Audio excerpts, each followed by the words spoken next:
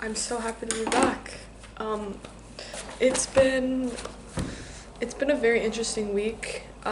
It's been the week leading up to the 8/8 portal, the full moon on Saturday, which is in a day, and the end of the retrograde. So there's a lot of really potent energies circulating and a lot of resurfacing. I got home last night from a conversation with a friend, like beaming, because I was so in, like, here. I was so back to why it's all important and why I even do this in the first place, or am doing this in the first place. I woke up this morning and I was like, let's get into it. Week 3. I can't really find what I'm looking for, weirdly, in my pages, but let's get into it. I know what I'm gonna say. Number 1, your reason for being an artist or being a creative, or this goes for everything, your reason for doing it has to exist outside of people's opinions of you, especially polarizing opinions like praise or like degradation. Praise isn't a potent enough emotion. It's not a potent enough reason for you to do it. There has to be something further, deeper, truer. You can pick through the opinions to see what could resonate. I think criticism is really important, but I think overly criticizing or half of the work being criticism is not the way it should be. I think criticism can give you direction, but I think too many people have opinions and not enough people are making things, as in, there's this sedentary movement of just consuming the things that are available for us, but there's not enough people putting it out, and I think that we've been told that it's oversaturated with influencers and artists, but I just don't think that's true. I think that there needs to be more, and there is more, but they're still they're hiding, they're inside. And so opening up that space where it's no, your whole existence is creative. That's basically what the whole book is. It's there is this inherent creativity that lives through everything. It lives through all of us. So to call yourself an artist, it's nothing it's not far from true. Because inherently, that's what you are.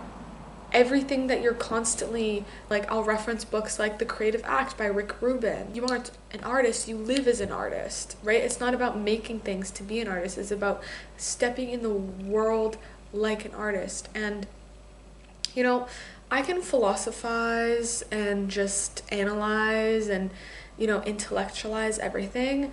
But I think at the end of the day, it will always come back to my heart. It always comes back to love. And when you put everything at the scale of that, everything just dissolves.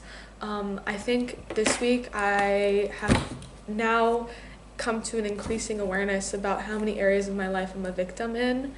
And, it started off with slow kind of little nuggets this week, and then it kind of ended with a bit of a bang where I was I actually don't have to hold on to these narratives or story about myself anymore. And I think that is actually the part where we heal, and the moment where we actually can move through and release, because we allow ourselves. You can have the realizations, but if you do not allow yourself because you're stuck in shame and you think that you should hold these things, you're not gonna let yourself ever move through them.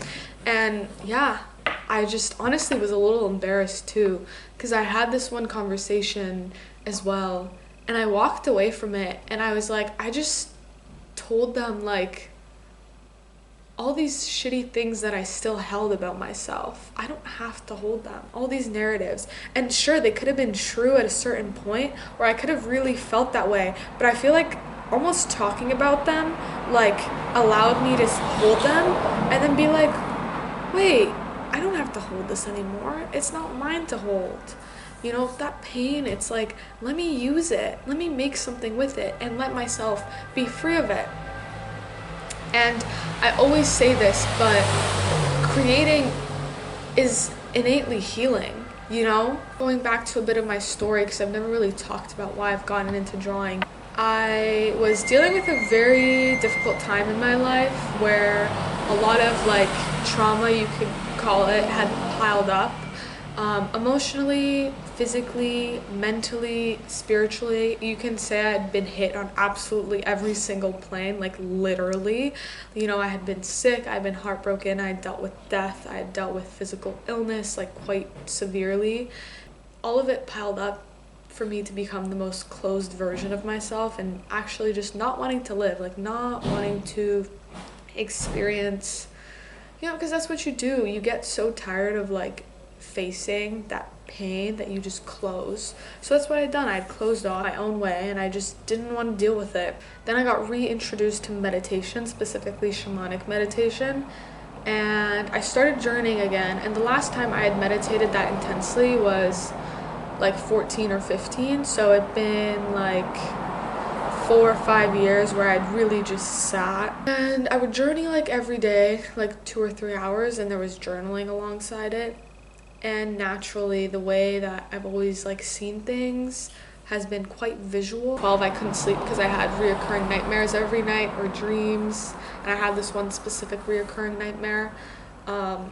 So yeah, I'd always like been able to like visualize things in my head, or like sometimes when someone talks I can like make them into a cartoon character. Why I draw, period, because I just see it and I think that it wants to come through me. So I started doodling or sketching alongside these meditations, and what these meditations did is they really opened up a channel for facing the pain. I had decided to use that pain or alchemize it in a way. I didn't like consciously know what I was doing, but you know, in turn these doodles turned into drawings. And when I'd gotten back to Florence, I had met someone and he had brought me to this like artist collective. It was a very spontaneous like gathering where you kind of had to just download things or draw, and that's where I drew the heart person. And then I made cover my first time. I kept showing up every week and just drawing, and then we exhibited at a space in Florence called Spazio Sassetti, and from then I've just drawn. I started like meditating, then drawing as a way of healing, and it's brought me to where I am.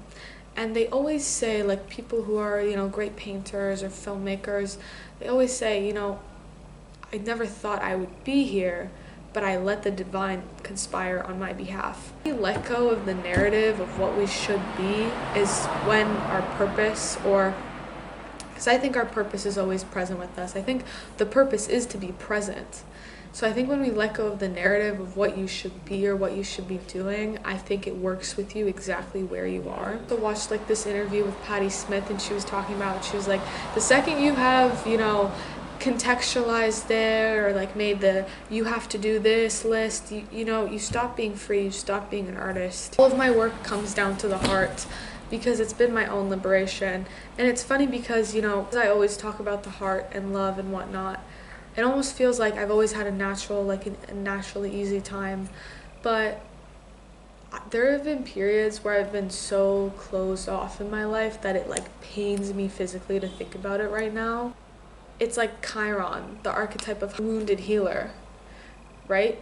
Basically, what the myth is Chiron was wounded, and so he traveled the entire world trying to find a cure for his wounds, but in turn, he becomes this great healer, right? And I think Chiron's also like Hercules, like the one who trains Hercules.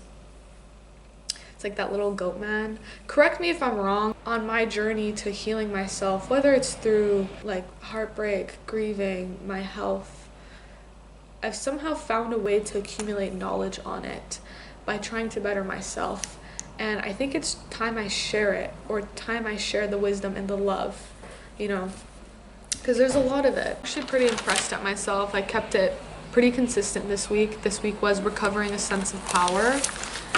And I think by the end of it, I actually came full circle from feeling hopeless to alchemizing that anger and that grief and using it to fuel me, because your fuel comes from the inside.